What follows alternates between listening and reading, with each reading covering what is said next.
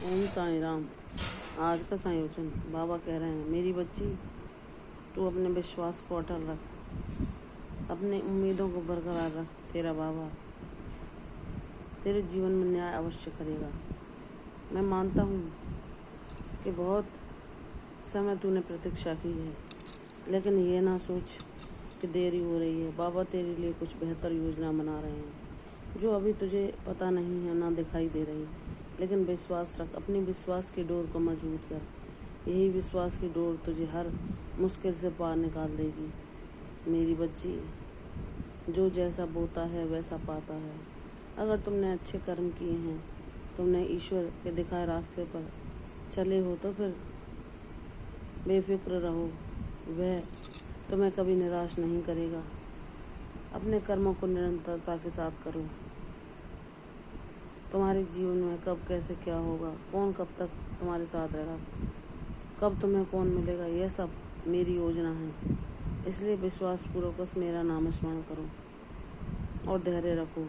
विश्वास रखना, जो ईश्वर के भरोसे सब कुछ छोड़ देता है, उसके जीवन में उसे कभी निराशा हाथ नहीं लगती, क्योंकि जिसे ईश्वर थाम लेते हैं उसे कभी किसी और के सहारे की आवश्यकता नहीं पड़ती। मैं जानता हूँ कि तुम अपने जीवन में जिस आर्थिक समस्या से गुजर रही हो, लेकिन विश्वास रख मेरी बच्ची, वह तुझे सत्य दिखाने के लिए आई है।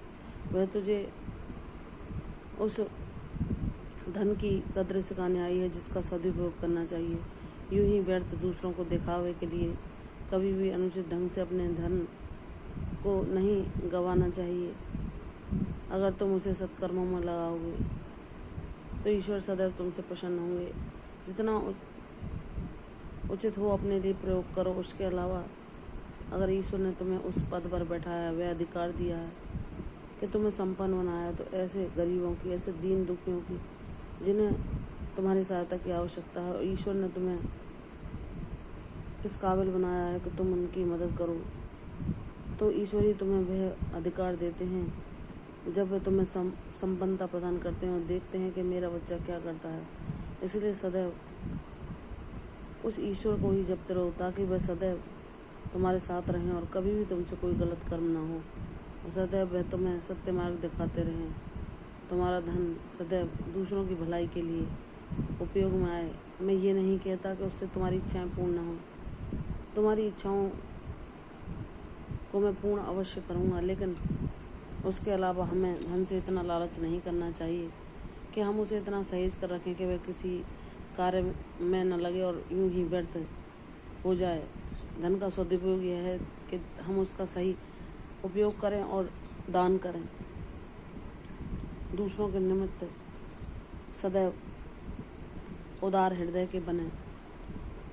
जब ईश्वर हमें हमारे बुरे वक्त में भी नहीं छोड़ता, तो अगर हम इस काबिल हमें ईश्वर बनाता है कि हम दूसरों की सहायता करें, तो कभी हमें पीछे नहीं हटना चाहिए। और विपरीत समय में भी ईश्वर हमारी परीक्षा लेते हैं कि खुद ये ऐसी परिस्थितियों में किसकी कितनी सहायता करता है। लेकिन जो ईश्वर का बच्चा होता है, उसका हृदय दया और करुणा से पूर्ण होता है। वह अपने दुखों की चिंता न करके सदैव दूसरों की भलाई के लिए प्रयासरत रहता है। इसलिए मेरी बच्ची, मैंने तेरे सभी प्रयास देखे हैं। विश्वास रख, अपने प्रयासों को ऐसे ही जारी रख।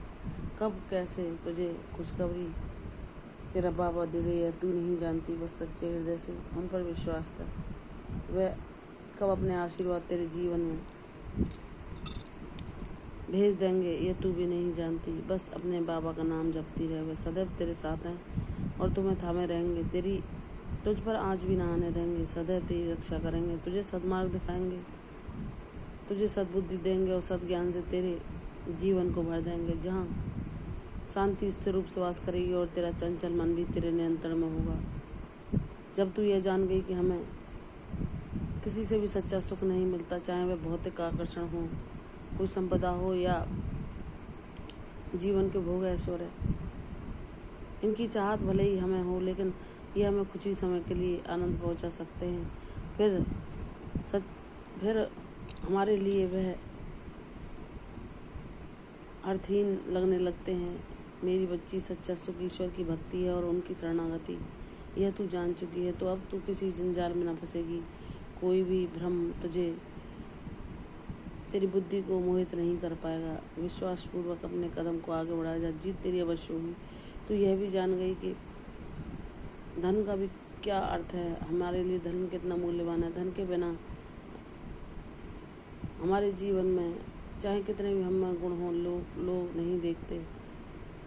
धन भी उतना आवश्यक है कि हम अपनी आवश्यकताओं को पूर्ति कर सकें और दूसरों की भी सहायता कर सकें, और कभी किसी के आगे हमें हाथ ना फैलाना पड़े, कभी हमें अपने दूसरों के आगे स्वयं बेबस और लाचार ना समझना पड़े। बाबा कहते हैं जब हम धन का सही उपयोग करते हैं तो वह भी स्थिर रूप में हमारे जीवन में वास करता है। लक्ष्मी माँ की कृपा हम पर सदैव बनी रहती है, और अगर हम उसका अनुचित प्रयोग करते हैं दिखावे के लिए, दूसरों को नीचा दिखाने के लिए और अपनी धन संपन्नता का ढिंढोरा पीटने के लिए अगर हम उसे व्यर्थ ही गंवाते हैं तो वह भी हमारा साथ छोड़ देती हैं।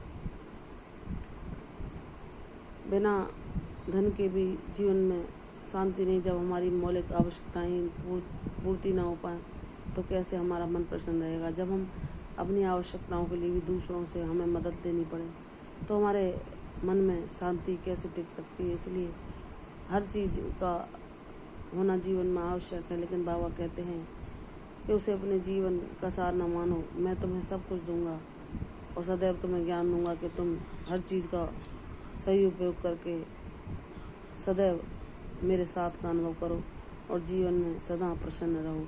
विश्वास रख मेरी बच्ची, तेरी खुशियाँ शीघ्र तेरे द्वार पर अवश्य लौटेंगी। प्रसन्न रहो, यशस्वी भव, दीर्घायु भव। कल फिर आऊँगी साईं चरण में, तब तक के लिए ओम साईं राम।